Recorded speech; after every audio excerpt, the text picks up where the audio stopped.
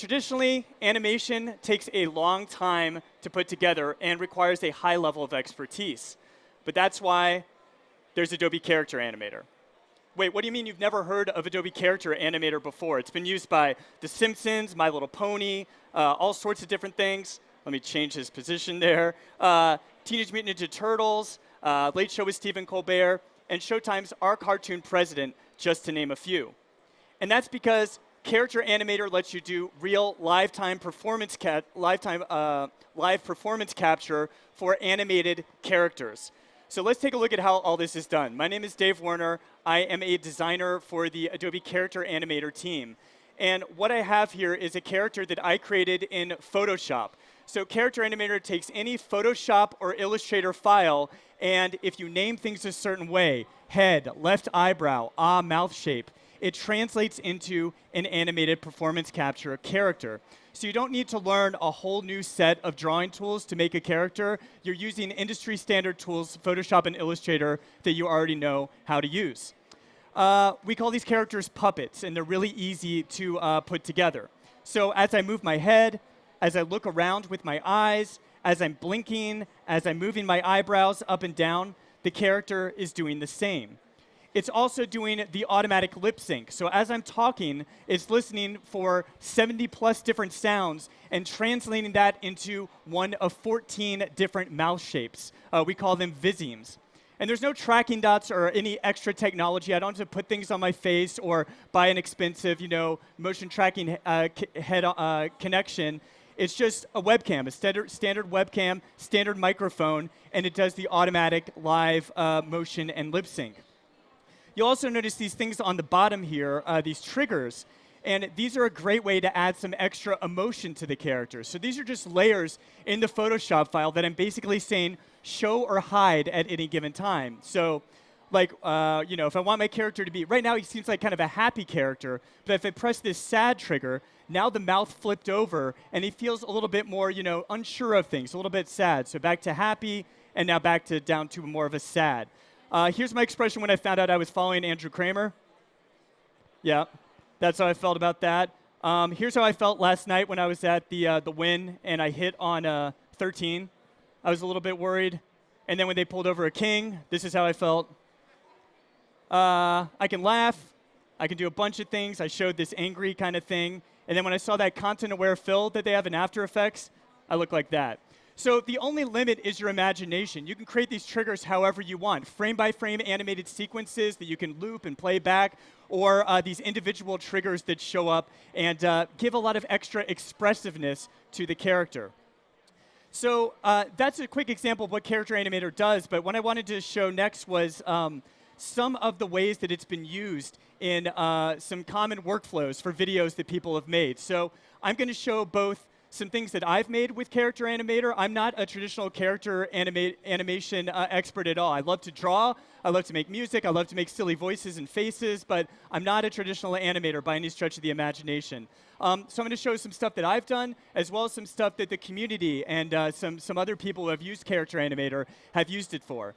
So the three things I wanted to show today were a narrated explainer-style video, a live stream Facebook chat, and a full pilot cartoon episode.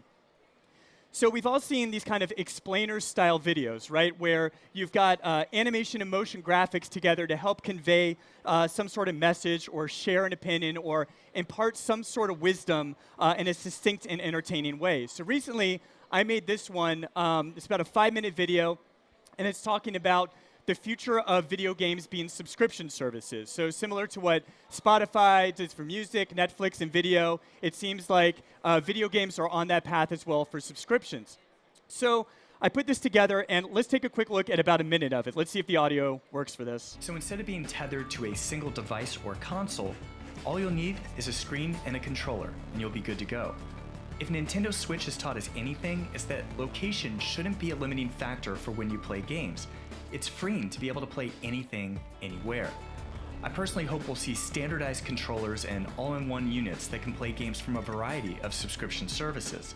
The most likely contender for this would be your smartphone. Since virtual controls often lack the precision and reliability needed for many games, I'd expect we'll see a lot more game-branded, controller-enabled smartphones in the coming years. We're in the middle of an industry transition, and it'll be interesting to watch it evolve over the next few years. So that's a quick example. This was all told a 5-minute piece, and I did it just all by myself in just a matter of a few days. So it was, I wanted to have this narrator character to kind of help anchor the story and kind of have a friendly, inviting introduction to everything and take the viewer through all these different things instead of just a disembodied voice talking through the whole thing. It was really easy to set up. The character animation part of it was probably the simplest to put together. And then adding all these other graphics flying in and out, that was fun too. And that was a lot of After Effects stuff. So this was the workflow that I used for this particular piece. So I created the character in Photoshop. I named the layers a certain way, head, eyeball, pupil, all that stuff. In Audition, I did the voiceover. So I recorded myself doing the track. I mixed it, made sure it sounded great and as clear as possible. And then the nice thing is you can take a voiceover track that you do and bring it into Character Animator, and with one click, you can compute the lip sync, and all the lip sync will happen automatically. So for that 5-minute piece, if I tried to manually do all the lip sync, if you've ever tried to do that before, that would have taken me a long time, and it would have looked really bad because I don't know what I'm doing. But with Character Animator, I dragged it in, I did the compute lip sync, and it automatically did the lip sync for me.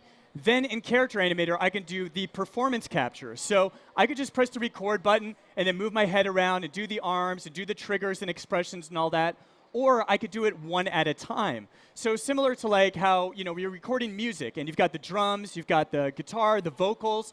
Well, in Character Animator, you have the eyes, you have the lip sync, you have the arms, you have triggers. And you can layer these things either all at the same time or one at a time. And then once it's in the timeline, you can edit it to make it look like you got everything right the first time, when in fact it might have been 20 different recordings all blended and put together to look seamless.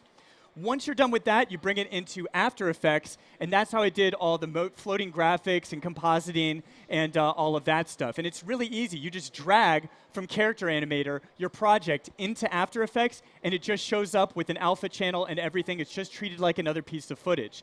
So this is a really common workflow. And the best part, it's all dynamic linked. So earlier, this character had a green shirt. And then later on, I decided, I didn't like the green color. So I changed it to blue in Photoshop, automatically changed in Character Animator, automatically changed in After Effects, no rendering or anything like that. It was really easy to get it through the whole workflow. So it's an efficient, fast way to do things. A good example of this out in the wild is this guy in the UK called Get Mads. He does these narrated story-style videos on YouTube, and he just recently passed over 100,000 subscribers. Character Animator has allowed him to work really smart and fast and be able to create more and more content for his channel, leading to more episodes, more views, and more revenue. And apparently more dancing poop as well. We can do that, so that's a big selling point. So live animation, this is the second workflow. So live animation kind of sounds like an oxymoron, right? Like it's something that shouldn't be possible, but with Character Animator it is. So last year around the holidays, around December, I created this animated snowman character, and I did a live stream, live chat on Facebook, Twitch, Instagram, and YouTube. And so this snowman shows up, and he just starts taking questions from people.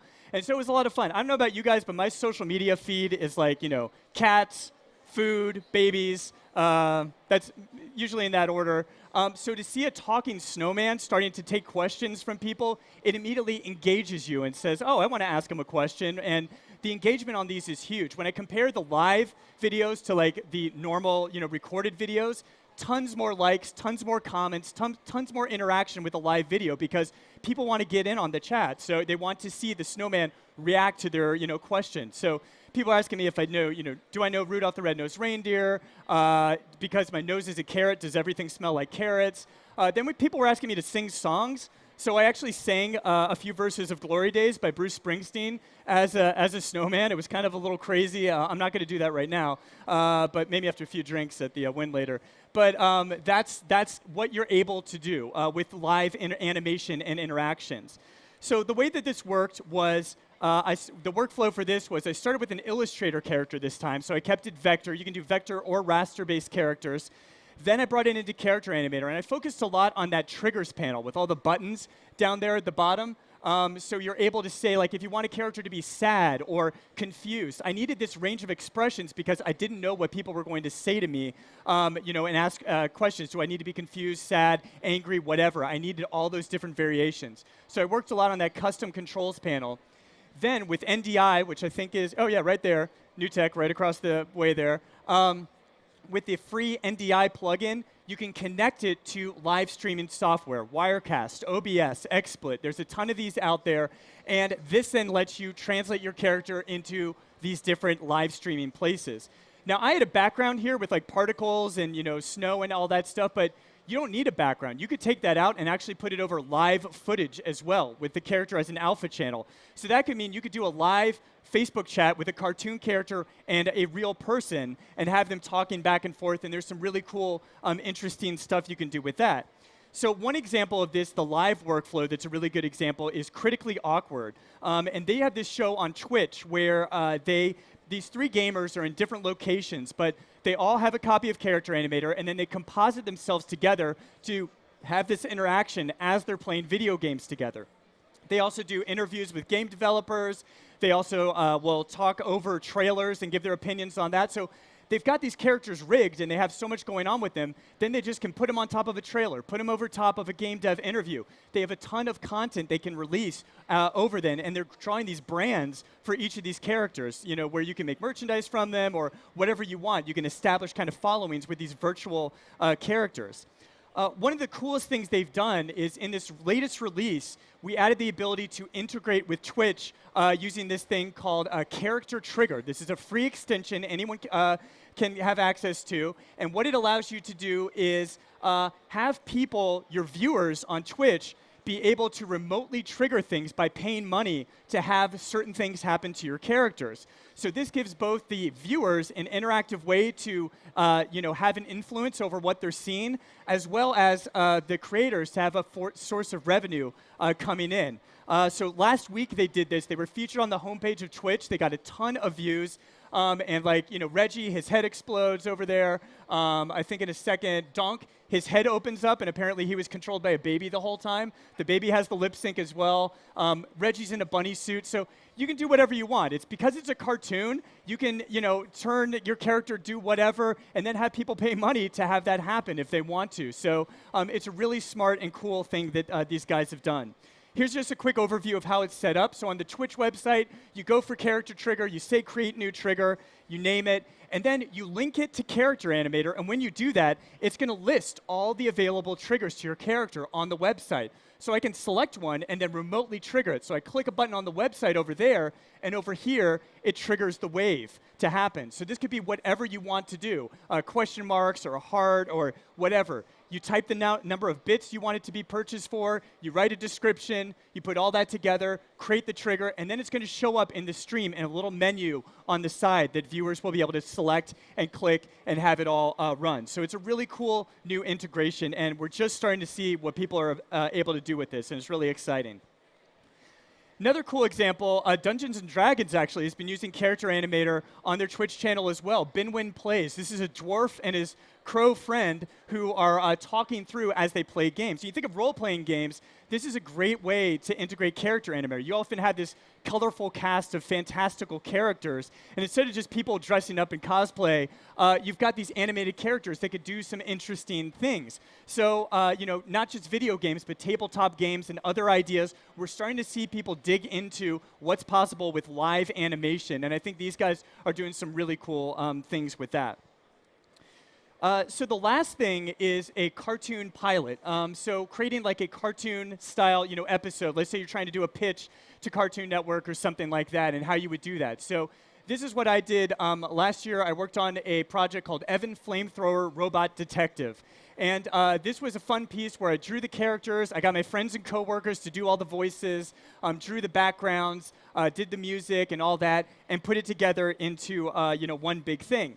And this is actually an interactive cartoon as well. So similar to like a choose your own adventure story or what Bandersnatch did recently on Netflix, you have choices on the YouTube end cards where you can choose how to interrogate these different suspects. So there's a ton of things here. I think I show it in a second. Yeah, the little end cards, you choose what question you're going to say. And at the end, you accuse someone. And there's one good ending and two bad endings. So there's this whole thing of that. So because I did that, I had to upload 190 videos to YouTube to make this work. Because there's all these branching storylines, right? So and if you've ever tried to do an interactive story, it's madness. I don't wish it upon my worst enemy. But you can, for example, you talk to Hackbot earlier on in the story, and then because he says one clue, I have to remember that you said that. So when you talk to Mr. ATM later on, you remember that clue, and that's part of the logic. There's no way I could have done that with traditional animation tools, rendering and creating 190 videos to put up. But with Character Animator, it was an easy, straightforward process, and I was able to create, an animated story piece that I was, able to share out with the world. It was a lot of fun to put together. The workflow for this is pretty similar to the first one. The explainer video is just more characters, right? So instead of just the one narrator character, here I made a bunch of robots. I got all my friends to do crazy voices for them. And then in Audition, I would mix everything together. So I would the background track, the voices, I would get all the timing right. And then I would mute out solo one of the tracks. So here's Mr. ATM's voice. Then I would drag that into Character Animator, do that compute lip sync so all the lip sync happens, and then I would do my performance over top of that. Do it for the next character, and so on and so forth, and then composite everything again in After Effects with the dynamic link and add cameras, lighting effects, smoke, little particles and things like that to really help sell the effect as well. Nerdist has been doing some really cool stuff with Character Animator. They have this character called Onyx, and last Halloween they did this thing where he's interviewing a bunch of horror icons about what they think about all these movies being remade in the past few years, and there's a lot of these that are upcoming that are happening. Frame rate's a little lower there, but that's okay. So this is something that normally would have taken a really long time. You got a big ensemble cast of characters. Each character is going to take a long time to animate. But with Character Animator, they were able to get up and running really quickly, do this very easily, and have all these different characters come to life in interesting ways. And there's some cool triggers, like Pennywise's head opens up and does the whole thing. If you've seen it, it's kind of scary. It's even scarier in cartoon form, actually. I love this one, Jammy Man. These guys use Character Animator for their local PBS station as an example of showing, how to picking up trash, the importance of that to children, of cleaning up after yourself. And I love it when people misuse tools in interesting ways. So these guys, we had this behavior called the headbang behavior. And basically, it's something you can add to your character, and they'll just start like banging their head. No one used it. It was probably in retrospect, we shouldn't have added it. But these guys, they added to their characters, and they timed it to the music, so the characters would bang their heads all along, in a smaller way, and it actually worked really well for them. So I love it when people do that. When they take a tool, you had one intended purpose or thought you wanted to do with it, and they do something completely different with it. It's really cool stuff. I'll get to that in a second. Just really quickly in the last few minutes here, I wanted to show a few extra things that we added in this latest release. So one of those is arm IK. So in the first version of Character Animator, your arms could look like this, where they stretch super long, they go really weird, the elbows sometimes bend in terrible ways, it looks completely unnatural.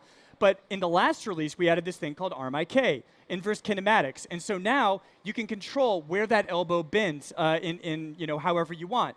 But you're a little more limited. Like if I want this guy to wave, that's great. But if I want him to also put his hand on his hip, that becomes harder because I told arm IK it has to be one way. So I would have to do reverse bend left and check that box, and now I'm restricted to just that way.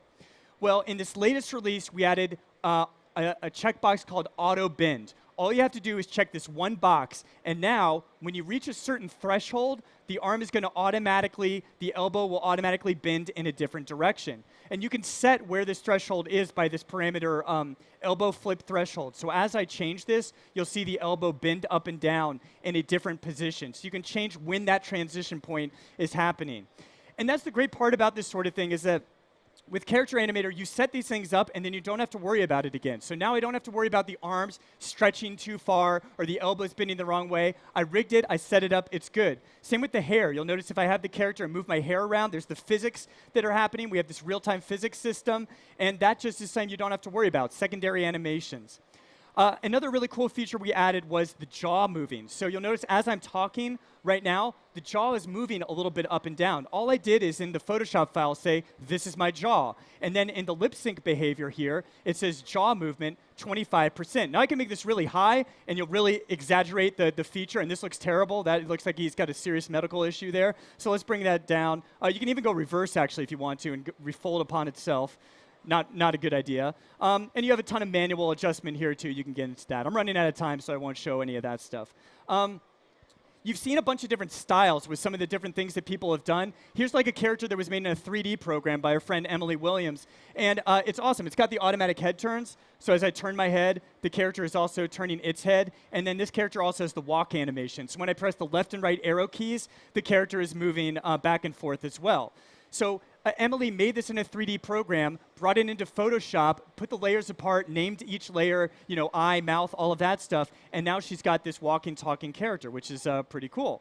Now, if I collect on this character and went into rig mode, this is where you set up kind of all the different tags and how it works, and I won't go too deep in, but we have done some refinement here. So I've got my tags panel over here. It's a lot cleaner and easier to work with than before. And if you have this closed and you're dealing with some other stuff here, you can just click the plus button here, and you get this nice little floating tags icon. These two have little blue dots next to them, which means I've already tagged them, so I know that I already have some tags going. Search filtering is another huge time saver. These puppets can get really complicated with hundreds of layers, but with this, I can type in leg, and now I'm only going to see the leg show up. Or I type in hand, and I will only see hand show up. Left, right, all of that stuff. There's a ton of different things you can do just to make the rigging process a lot easier. So to leave today, let's go to this. OK. So we have a ton of resources online to help you get started. So we have over 50 free example puppets that you can download in a variety of styles. Every month, we release new puppets that showcase new things, and they're all free for you to use in whatever you want, or be able to take them apart and learn. How do I do a walk animation? How do I do a head turn? How do I do a clay-sculpted dinosaur character? There's probably a character out there for you. And then the video tutorials. We have a ton of learning content out there, from a getting started video to a full 2-hour video that goes through how to play that explainer video that I showed earlier. It takes you through every step of the process from the script to the final After Effects rendering. So we have a booth in the back, so please come by and say hi to myself, Scott, or Matt. We'd be happy to answer any questions. Thank you very much, and go Who's, wahoo wah. Thank you. Yes.